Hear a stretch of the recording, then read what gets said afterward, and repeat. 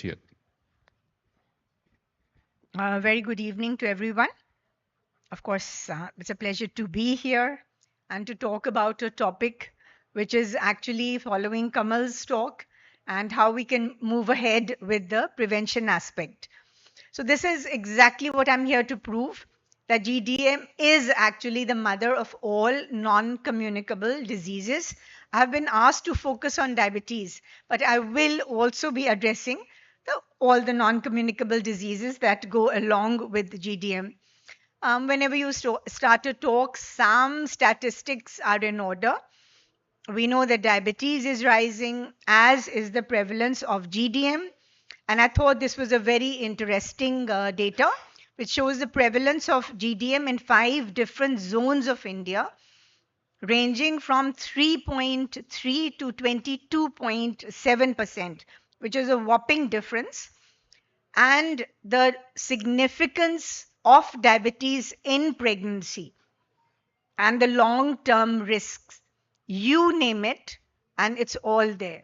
Whether we talk of insulin resistance, we talk of diabetes, we talk of hypertension, we talk of, now we call it MASLD, dyslipidemia, chronic inflammation, CKD, and of course, like the previous speaker spoke about, ischemic heart disease. This is not just for the women. We have complications for the offspring as well, and the same extrapolated in the offspring. All of them are there, just like they are there for the mother. But what are the intermediary risk factors around conception which can be addressed and which need to be addressed? First, overweight and obesity. Pre-existing diabetes, that is the one that is quite often neglected, not diagnosed, undiagnosed, underdiagnosed. It's just borderline and all those sort of things. Smoking, PCOS. I can give a whole lecture on PCOS and metabolic complications. Hypertension, suboptimal nutrition. So in India, we have both ends of the spectrum. We have the malnourished child and the overnourished child. So we both are deleterious. This is extremely important to remember. Then micronutrient deficiency and underweight, overnutrition, which I have already addressed. So please remember, GDM is impacting 2 lives. Now let's go back at least half a century. We know about it, not just for a decade. I'm talking of 5 decades. And it was Barker, who's the father of the fetal origins of disease, who already mentioned that weight in infancy and death from ischemic heart disease, fetal nutrition and cardiovascular disease in adult life. So this I'm going back about half a century, but even ancient Indian evidence, which goes back to thousands of years, is available, which tells you the Vedic biology on pregnancy and the risk that the unborn baby faces. It was all established long back. It's about time we all woke up and started doing something about it. And till today, this is a 2022 publication, we are still trying to prove the connection. So because this, like you can see, the title is Recent Experimental Studies of Maternal Obesity, Diabetes during Pregnancy, and the Development Origins of Cardiovascular Disease. The complete spectrum is highlighted here. The impact of maternal obesity on offspring cardiovascular health, again from the neonatal period through childhood to adulthood. The impact of maternal obesity on offspring cardiovascular disease. Here they talk of the higher maternal pre-pregnancy BMI, which is linked to adverse cardiovascular outcomes, and the in utero developmental program may contribute to this association. So future research, public health strategies are all called for. Again, a very interesting slide which shows you.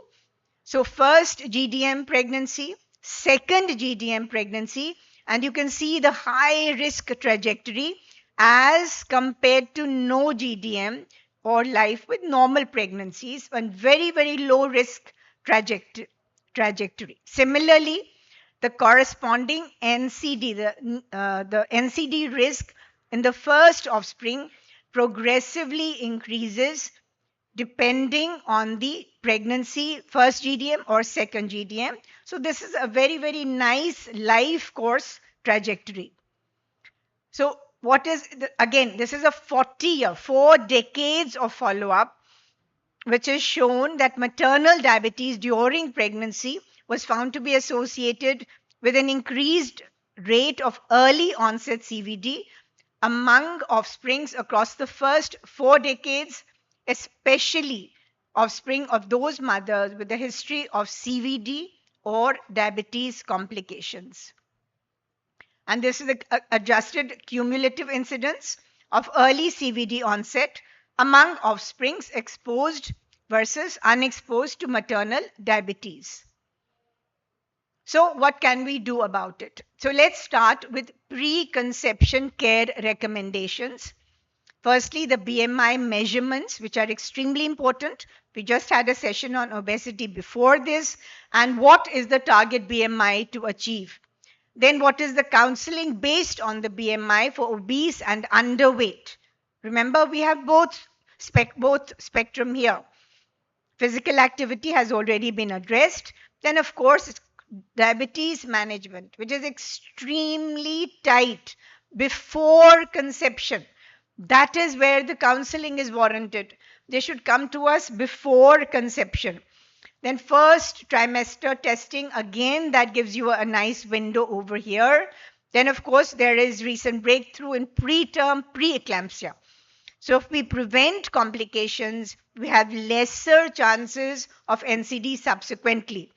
So first successful example of early prediction and prevention of pregnancy complications.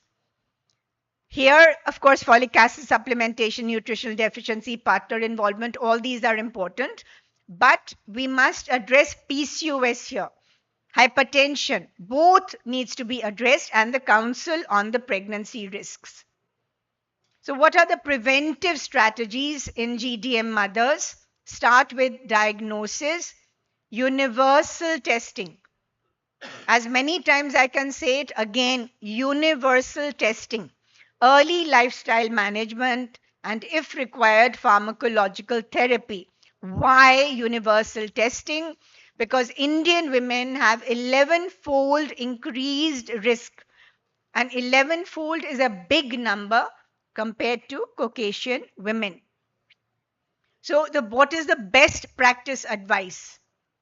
So how do we, suppose the woman has come already GDM.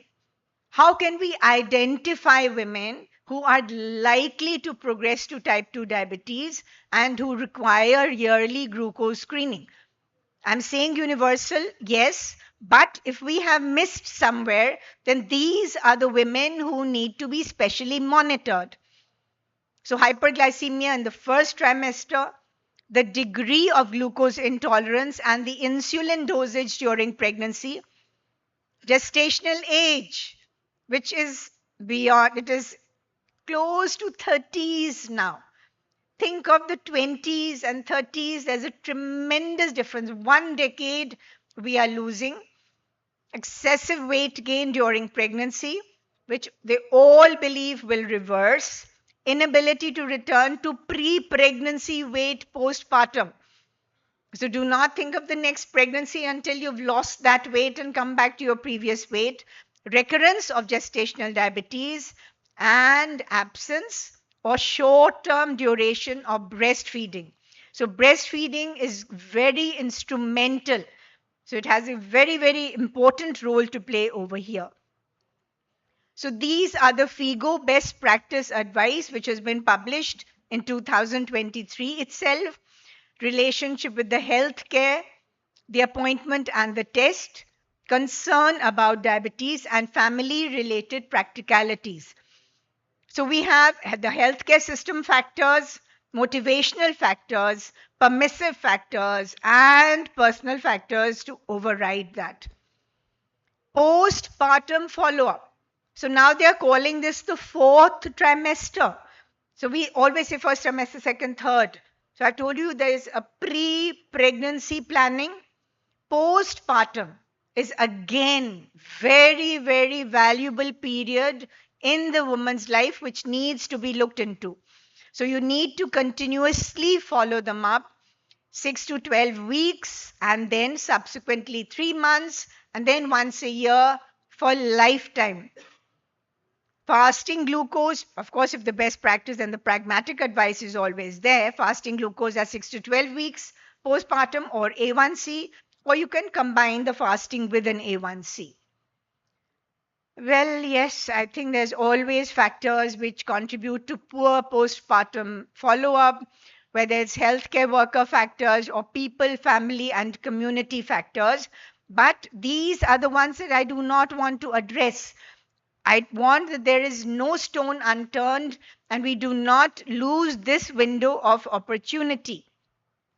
So we can improve postpartum follow-up rates by coordinated postnatal care supported by case manager, healthcare worker, reduced waiting times, clear communication about health, practical guidelines, vaccination, and baby care programs, using reminder systems, implementing and encouraging home or self testing. So, what are the influences on postpartum behavior? The role of the mother. There are 6 interacting themes: social support, demands of life, personal preferences and experiences, risk perception and information, and finances and resources. Opportunities for future follow up. So, one must prepare for a healthy future pregnancy, identify women at risk for type 2 diabetes, address contraceptive needs and excessive weight gain, discuss nutrition, and screen for postpartum depression. The challenges are the missed opportunities. Many women at risk do not visit a primary care center within a year after childbirth. Continuity of care during the 4th trimester, which I have just addressed. The key recommendations are extending preconception care into the postpartum stage, integrate care for long-term maternal and pregnancy health, and encourage discussions on inter-pregnancy health by key providers. So increasing knowledge and risk perception among women with GDM, personal barriers to be addressed like the fear of diabetes diagnosis and low prioritization of personal health. So if we have healthy people, we will have healthy communities as well. Lifestyle intervention, the many times I say lifestyle, it is the most important and topmost priority which has to be taken into consideration. Lifestyle is the crux of the matter for management of not only pre-pregnancy planning but post-pregnancy as well. So create an environmental opportunities. If you have safe parks, open spaces, improve access to affordable, healthy food outlets, adapt local diets and recipes, and encourage breastfeeding for at least 6 months. So pregnancy is a great opportunity to prevent type 2 diabetes, from preconceptional counseling to identifying pre-existing diabetes, early detection of GDM, and the large burden which I highlighted, the treatment, the subphenotyping, epigenetic effects, and how to reduce this intergenerational effects. So from preconception, 1st trimester, 2nd and 3rd, into, like I said, the 4th trimester, from childhood, adolescence, and right through pregnancy to post-menopause. This is the life course risk for type 2 diabetes or other NCDs. I would like to summarize by saying that pregnancy presents a critical period for implementing diabetes prevention strategies. Early detection and treatment of gestational diabetes can prevent adverse pregnancy outcomes. Diagnosis of GDM allows preventive care to delay or prevent not only diabetes, cardiovascular disease, and their complications. and pregnancy offers this fantastic window of opportunity. So this is our publication, June 2023, from the ICMR in DIAB data, which gives you the projections for metabolic disease prevalence in India. For obesity, whether it's generalized or abdominal, India ranks 99th in global preparedness. You can see the economic impact of obesity in India. This is 2019 with a 9.1% annual increase in childhood obesity. So going back to my first slide, yes, GDM plays a crucial role in the increasing prevalence of diabetes and obesity. It is the mother of non-communicable diseases. And like I said, the time to act is now. We are already half a century, if not more, late. Thank you. Thank you very much.